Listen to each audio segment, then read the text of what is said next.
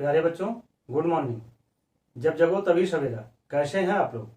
उम्मीद करता हूँ स्वस्थ होंगे, मस्त होंगे और खूब मन लगा के पढ़ाई में लगे होंगे। हम लोग कर रहे थे चैप्टर 4 क्वाड्रेटिक इक्वेशन यानी द्विघात समीकरण। द्विघात समीकरण की एक्सरसाइज कर रहे थे, जिसमें हम लोगों ने एक्सरसाइज 4.3 किया। आज हम लोग करेंगे एक्सरसाइज 4.4। एक्सरसाइज 4.4 के क्वेश्चन नंबर 1 में दिया जा रहा है, find the nature of the roots of the following quadratic equations if the real roots exist find them. यानी निम्न द्विघात समीकरणों के मूलों की प्रकृति ज्ञात कीजिए, यदि मूलों का अस्तित्व हो तो उन्हें ज्ञात कीजिए। तो ऐसे क्वेश्चंस में सबसे पहले जो इक्वेशन दिए गए हैं उन इक्वेशन में रूट का नेचर निकालना है, ठीक ना। और रूट के नेचर के बाद अगर रूट का अस्तित्व है, वो एग्जिस्ट करते हैं, तो फिर हमें उन्हें मेजर करना है, ज्ञात करना है। क्वेश्चन 1 के फर्स्ट पार्ट में दे रहा है equation 2x² minus 3x plus 5 equal to 0। तो जाहिर सी बात है, इसमें हम लोग जानते हैं कि पहले a b c जो इसके कॉफिशिएंट हैं वो मालूम करते हैं। Here a equal to 2, b equal to -3, c equal to 5। और द्विघाती सूत्र में, क्वाड्रेटिक फार्मूला में हम लोगों ने देखा था कि b² माइनस 4ac की वैल्यू अगर पॉजिटिव है तब तो रूट पॉसिबल है, और अगर 0 है तो इक्वल रूट पॉसिबल है, और अगर वैल्यू निगेटिव है तो वहां पर रूट पॉसिबल नहीं है। तो इसीलिए हम लोग सबसे पहले ऐसे क्वेश्चंस में b² माइनस 4ac की वैल्यू निकालते हैं। Suppose d equal to b² minus 4ac, b की वैल्यू -3 है, -3 का whole square minus 4 into a 2 और c 5। तो 3 3 जा 9, माइनस माइनस प्लस हुआ 9, और 4 2 जा 8, 8 5 जा 40। तो 9 माइनस 40 इक्वल टू -31। और 31 क्या है? इट इज लेस देन 0, माने 0 से कम है।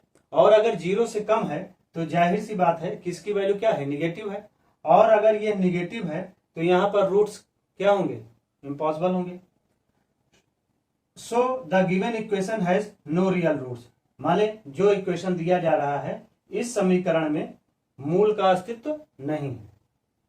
अब आइए देखते हैं क्वेश्चन 1 का सेकेंड पार्ट, जिसमें इक्वेशन दिया जा रहा है 3x² minus 4 under root 3 into x plus 4 equal to 0। Here a equal to 3, b equal to -4 root 3, c equal to 4। इसलिए d equal to b² minus 4ac, और b की value क्या है? -4 रूट 3 का whole square minus 4ac, 4 into a equal to 3 into c equal to 4। तो देखिए यहाँ 4 है, 4 का स्क्वायर यानी 4 4 जा 16, और रूट 3 का मल्टीप्लीकेशन क्या आएगा? 3, तो यानी 16 इंटू 3 इक्वल टू 48, और 4 3 जा 12, 12 4 जा 48, यानी 48 माइनस 48 इक्वल टू 0। तो अगर b² माइनस 4ac की वैल्यू 0 आ जाती है, ठीक ना, तो वहां पर क्या होगा? जो भी रूट होगा वो इक्वल रूट होगा, मतलब दोनों रूट जो होंगे वो सेम होंगे, इक्वल होंगे। इक्वेशन है इक्वल रियल रूट्स। तो अब इसे आगे फाइंड करते हैं। चूंकि हम जानते हैं x equal to -b plus minus under root b² minus 4ac, b² minus 4ac को हमने d माना है, इसलिए रूट अंडर रूट d करते हैं upon 2a is equal to, अब वैल्यू इसमें b की रख देते हैं, -4 रूट 3 प्लस माइनस d की वैल्यू क्या आई? 0 0 upon 2 into a equal to 3। तो इस तरीके से क्या हो गया? ये देखिए, ये 2 जो है, इस 2 से ये 4 कट जाएगा, तो 2 2 जा 4, तो क्या आ गया? 2, फिर ये रूट 3, ठीक ना। ये माइनस माइनस प्लस हो गया, प्लस 0 का कोई सेंस नहीं है, और ये अपान क्या बचा 3। तो ये x इक्वल टू क्या आ गया 2√3/3। अब एक बात यहां समझने वाली है, उसे ध्यानपूर्वक देखिए। जैसे अगर मान लीजिए सपोज यहां पर 3 है, तो इसकी पावर कितनी है बताइए। इसकी पावर कुछ नहीं लिखा है तो क्या है 1 है, ठीक ना। तो चाहे 1 लिखा रहे और चाहे ना लिखा रहे, यह पावर जो है 1 मानी जाएगी। लेकिन अगर 3 की पावर हाफ हो जाती है तो इसका मतलब क्या हुआ, 3 की पावर हाफ हुई तो आप उसे क्या लिख सकते हैं √3 लिख सकते हैं। यानी अगर 3 की पावर हाफ इंटू 3 की पावर हाफ, अगर 2 3 हैं जिनकी पावर हाफ हाफ है और उसमें क्या होते हैं इनकी जो पावर होती है, जो डिग्री होती है वो जुड़ जाती है मल्टीप्लीकेशन में, तो ये क्या हो गई 3:1, 3 की पावर 1 हो गई। अब ये 3 की पावर √हाफ और 3 की पावर हाफ को आप क्या लिख सकते हैं √3 इंटू √3 लिख सकते हैं ना, और √3 का मल्टीप्लीकेशन क्या आएगा 3 आ जाएगा। तो वही चीज यहां पर 2√3/3, तो यानी इस 3 को हम लोग क्या लिख सकते हैं √3 इंटू √3 लिख सकते हैं। तो एक √3 दूसरे √3 से कट गया, तो ये क्या आया 2/√3, इसलिए x की वैल्यू क्या आ गई 2/√3। बात क्लियर हुई।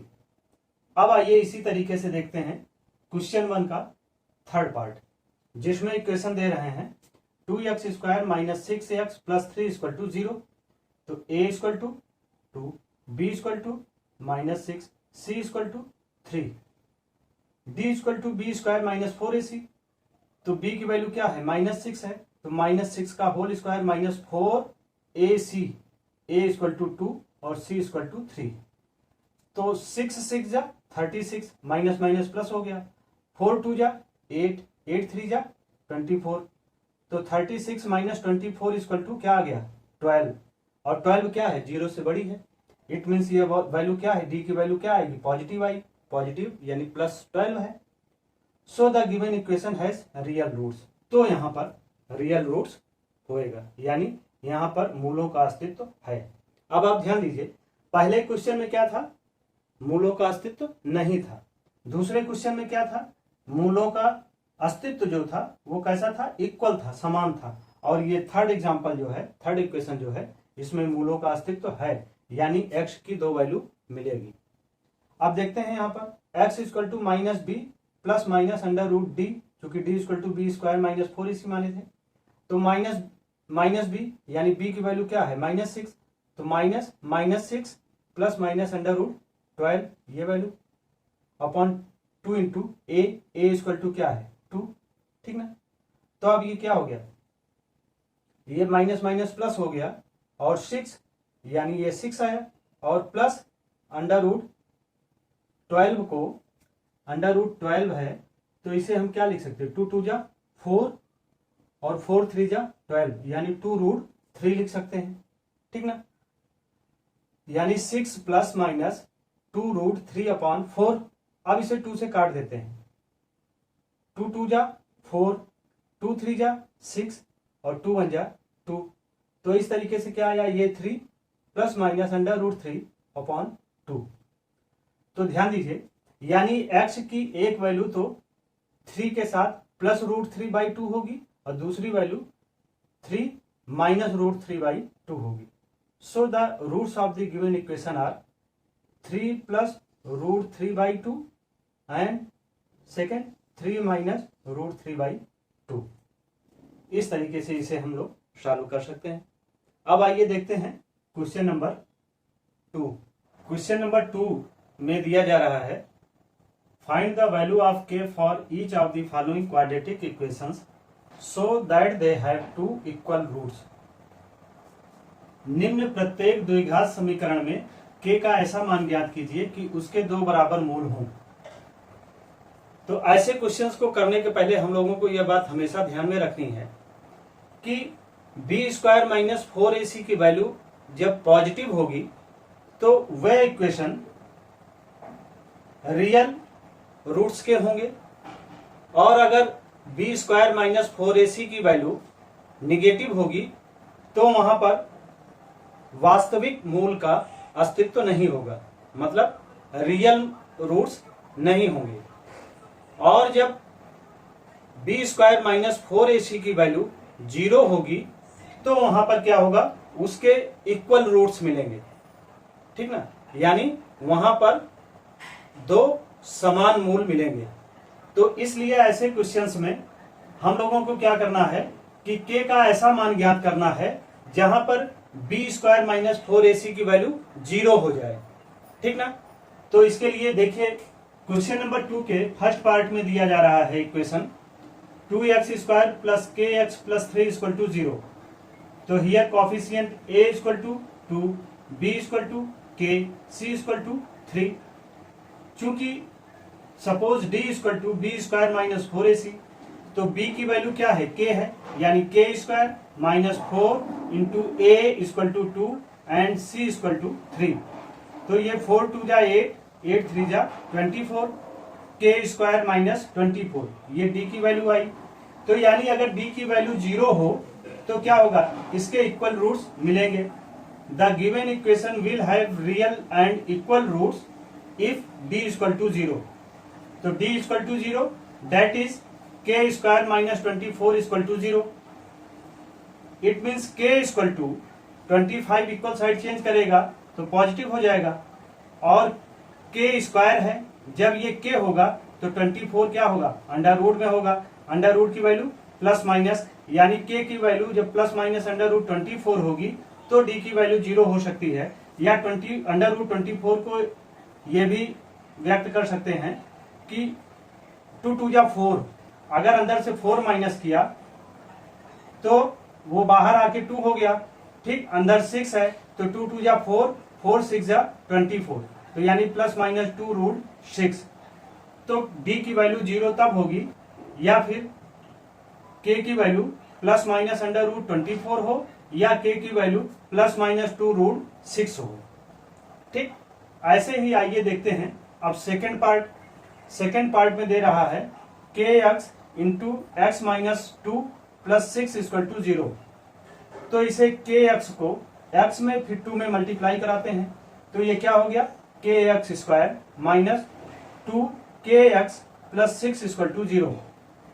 तो here coefficient will be a equal to k, b equal to minus 2k and c equal to 6।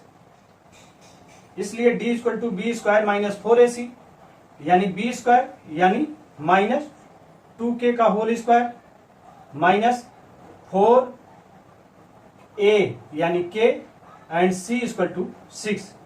तो ये क्या हो गया, 6 4 जा 24, और ये 2 2 जा 4, माइनस माइनस प्लस हो जाएगा, तो 4k स्क्वायर माइनस 24k, यानी d equal to 4k square minus 24k।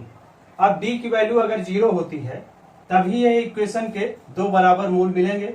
The given equation will have real and equal roots if d equal to 0, 4k square minus 24k equal to 0, और 4k अगर common लेते हैं तो ये हो गया k minus 4 6 जा 24, 6 इज इक्वल टू 0।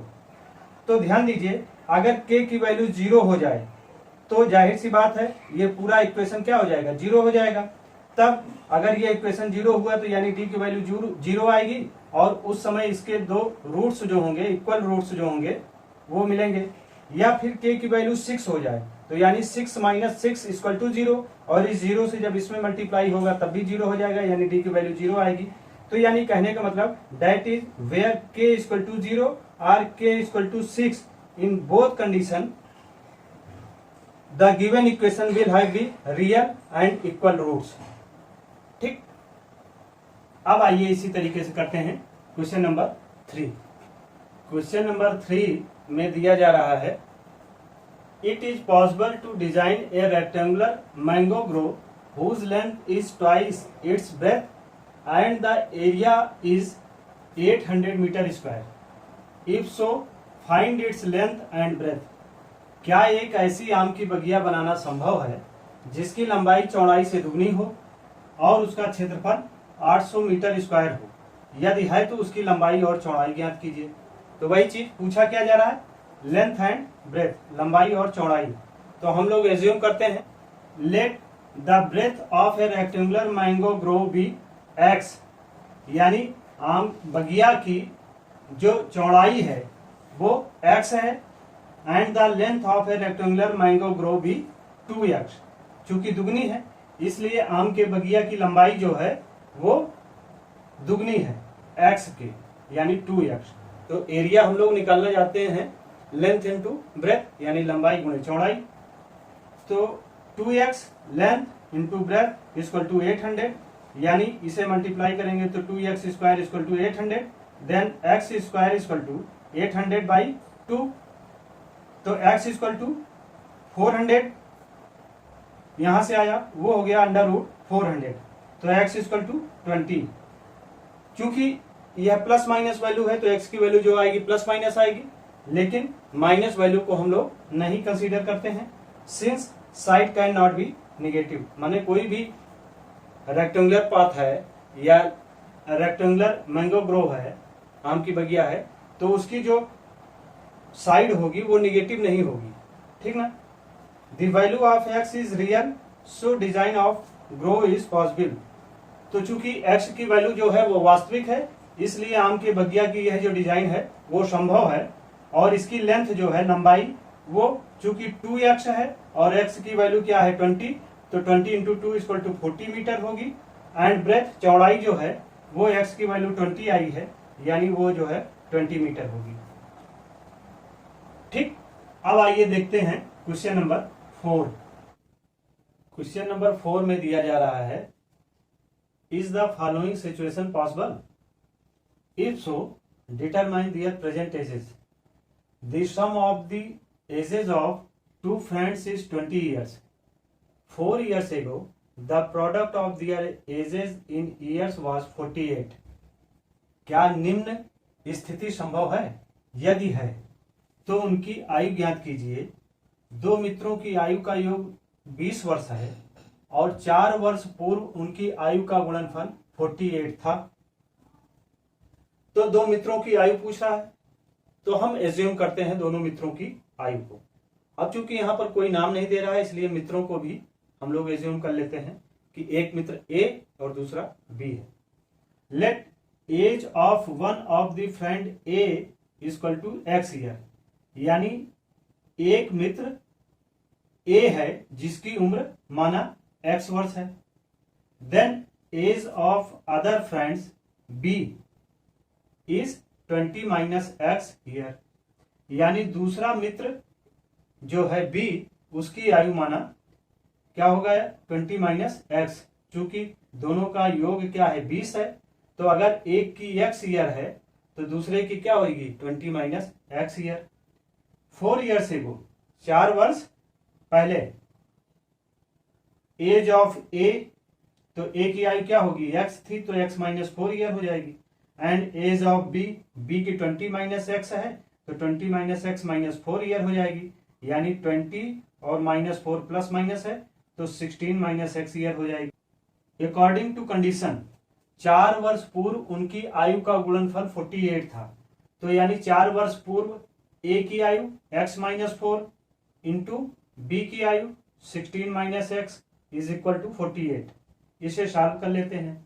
x से 16 में मल्टीप्लाई कराया तो 16x और x से x में माइनस एक्स स्क्वायर, फिर minus 4 into 16 minus 64 and minus 4 minus x, तो क्या हो जाएगा माइनस माइनस प्लस हो जाएगा, तो प्लस 4x इक्वल टू 48। अब ध्यान दीजिए ये क्या हुआ minus x square plus 20x 16x और प्लस 4x 20x माइनस 64 और माइनस 48 को इक्वल साइड चेंज किया तो प्लस का माइनस हुआ इज इक्वल टू 0। अब इसमें क्या करते हैं कि माइनस से सभी को मल्टीप्लाई करा देंगे, तो जो माइनस है वो प्लस हो जाएगा, जो प्लस है वो माइनस हो जाएगा और जो माइनस है वो प्लस हो जाएगा। तो ये हुआ एक्स स्क्वायर माइनस 20x और माइनस माइनस क्या हो जाएगा 8 और 4 12 और 6 और 4 10 और 1 112, तो ये माइनस वैल्यू थी प्लस हो गई, तो यानी क्या आया x square minus 20x plus 112 equal to 0। तो इस इक्वेशन में अब हम इसका कॉफिशिएंट निकाल लेते हैं ABC। Here A equal to 1, B equal to -20, C equal to plus 112, इसलिए D equal to B square minus 4AC। तो B की वैल्यू क्या है -20 का whole square minus 4 into A यानी 1 इंटू C यानी 112। तो जब इसे -20 और -20 को मल्टीप्लाई कराएंगे तो प्लस 400 और 4 1 जा 4 और 112 इंटू 4 इक्वल टू 448। तो यानी 400 माइनस 448 इक्वल टू -48। तो डी की वैल्यू क्या आई -48 और वो क्या है निगेटिव है यानी less than 0। So the given equation has no real number. तो फिर यह जो इक्वेशन दिया जा रहा है इसमें कोई भी वास्तविक मूल नहीं होगा। दस the given situation is not possible. तो यानी यह जो स्थिति परिस्थिति है वह संभव नहीं है, पॉसिबल नहीं है। इस तरीके से हम इसे सॉल्व कर सकते हैं। अब आइए देखते हैं क्वेश्चन नंबर 5। क्वेश्चन नंबर 5 में दिया जा रहा है it is possible to design a rectangular park of perimeter 80 meter and area 400 metre square. If so find its length and breadth. क्या परिमाप 80 मीटर तथा क्षेत्रफल 400 मीटर स्क्वायर के एक पार्क को बनाना संभव है? यदि है तो उसकी लंबाई व चौड़ाई ज्ञात कीजिए। क्योंकि हमें इसमें लंबाई और चौड़ाई ज्ञात करना है तो हम उसे एज्यूम करते हैं। माना लंबाई x मीटर और चौड़ाई y मीटर है। Let length be x meter and breadth be y meter. Perimeter यानी परिमाप इक्वल टू 80 मीटर। परिमाप बराबर क्या होता है 2 गुणे लंबाई धन चौड़ाई यानी 2 into x plus y equal to 80 meter. और अगर 2 से हम 80 को डिवाइड कर दें तो ये हो जाएगा 40 यानी x plus y equal to 40। ये इक्वेशन 1 हो गया। Also area 400 metre square. Area यानी क्षेत्रफल बराबर लंबाई गुणे चौड़ाई यानी x into y equal to 400। तो यहाँ इक्वेशन 1 से हम लोग अगर y की वैल्यू निकालें तो x इक्वल साइड इधर जाएगा तो 40 माइनस एक्स हो जाएगा।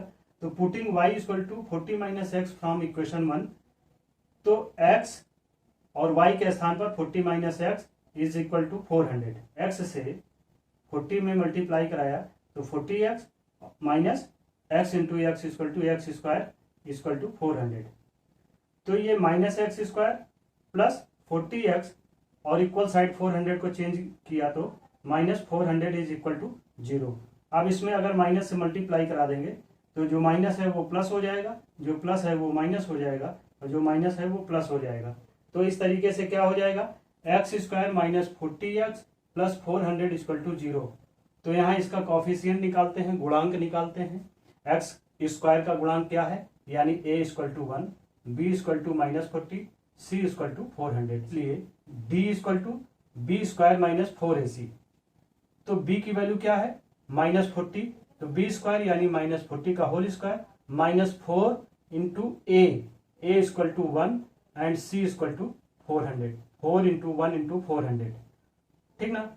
तो माइनस माइनस प्लस हो जाएगा और 40 इंटू 40 इक्वल टू 1600 और 400 इंटू 4 4 या 1600। तो इस तरीके से 1600 माइनस 1600 इक्वल टू 0 यानी b स्क्वायर माइनस 4ac की वैल्यू क्या आ गई 0 यानी d की वैल्यू क्या आ गई 0। और अगर d की वैल्यू 0 आ गई तो जाहिर सी यहाँ पर दो इक्वल रूट्स मिलेंगे। So the given equation has equal real roots, यानी दिया गया समीकरण जो है वो एक समान वास्तविक मूल रखता है। To design a rectangular park is possible, यानी जो हम पार्क बनाना चाहते हैं रेक्टेंगुलर आकार का वो संभव है। Its length and breadth is given by, जो लेंथ यानी लंबाई और चौड़ाई दी गई है उसके अनुसार।